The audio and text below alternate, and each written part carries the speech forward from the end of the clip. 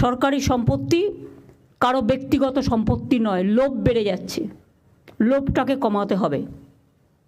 বাইরের লোকেরা এসে এখানে সব জমি জায়গা দখল করে নিচ্ছে, কারণ টাকার বিনিময়। বড় বড় মাল্টি স্টোর কমপ্লেক্স হয়ে যাচ্ছে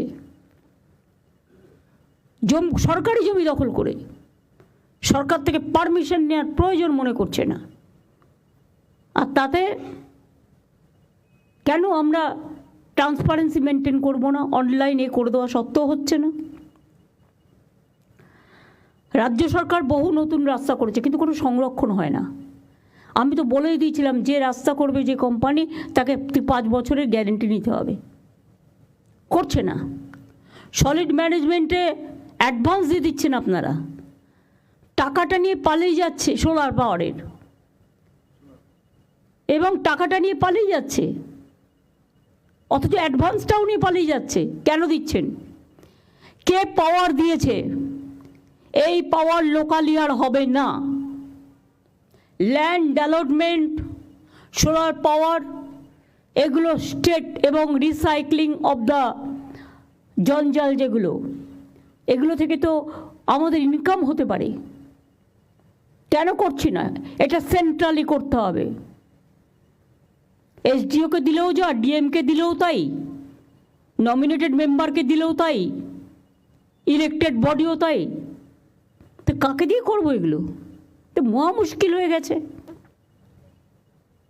এইগুলো দেখবার জন্য দরকার হলে আমাকে যারা এই কাজগুলো জানে, কর্পোরেশন এই দায়িত্ব পালন করছেন না, শুধু কর্পোরেশন বললে হবে না, মিউনিসিপ্যালিটিগুলো দায়িত্ব পালন করছেন না, ট্যাক্স বাড়ানো ছাড়া, আর বিল্ডিং তৈরি করা ছাড়া, আর লোক বসানো ছাড়া। আমি তো বলেছি, যে হকাররা আছে তারা আমাদের ভাই বোন, এর থেকে বেশি যেন আর না বাড়ে। হাতিবাগানটা কখনো তাকিয়ে দেখেছেন কী অবস্থা?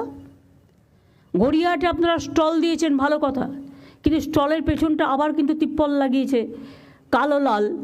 সেই জন্য এমন কিছু সিস্টেম করতে হবে যাতে ওটা দেখতে ভালো লাগে। আমি পরশুদিন আসছিলাম ওয়েবেলের কাজ দিয়ে, দেখলাম কত দোকান বসে গেছে, সব আউটসাইডার, কিনে খাচ্ছে, বাড়ির সামনে পাচ্ছে, এটা ভালো, কিন্তু দেখতে কি ভালো লাগছে? ডার্টি করে রেখে দিয়েছে জায়গাটা। কেন একটা খাওয়ার জন্য একটা নতুন জোন করছেন না আপনারা? যে জোন আপনার শহরকে ডিস্টার্ব করবে না, মানুষকে ডিস্টার্ব করবে না। বৃদ্ধ বৃদ্ধা থাকেন, ভাড়া নিয়েছে তার কাছ থেকে, ভাড়া নেবার পর পারমিশন নেই, উইদাউট পারমিশনে 3 তলা 4 তলা 5 তলা তুলেই যাচ্ছে। কেন তাদের অ্যারেস্ট করছেন না? কেন ভেঙে দিচ্ছেন না? 2-1টাকে অ্যারেস্ট তো করুন, 2-1টা ভাঙুন। আমি বলবো স্টার্ট ফ্রম মাই হাউস। কেন আমি ইলিগাল জিনিসকে আমি অ্যালাউ করবো? যেই হোক, কোনো এমএলএ, এমপি, মিনিস্টার থেকে শুরু করে পুলিশ অফিসার, জেলা এসডিও, ডিএম থেকে শুরু করে আইসি থেকে শুরু করে, কারো কারো অভ্যাস হয়ে গেছে আইসি হলে যতটা পারি ইনকাম করে নি, এসডিও হলে একটা সঞ্চয় করে নি, ডিএম যে কদিন থাকবো সঞ্চয় করে নি, দেশে পাঠিয়ে দিই। এগুলো অনেক হয়েছে, আর করবেন না প্লিজ। এবার কিন্তু বড্ড চোখে লাগছে। সল্লেক আমার লজ্জা লাগছে। রাজারহাটেও শুরু হয়েছে এনক্রোচমেন্ট, সল্লেকেও ইচ্ছা মতো সুজিত বোস লোক বসাচ্ছে কম্পিটিশন করে। কেন? কেন বাইরের লোক বসবে?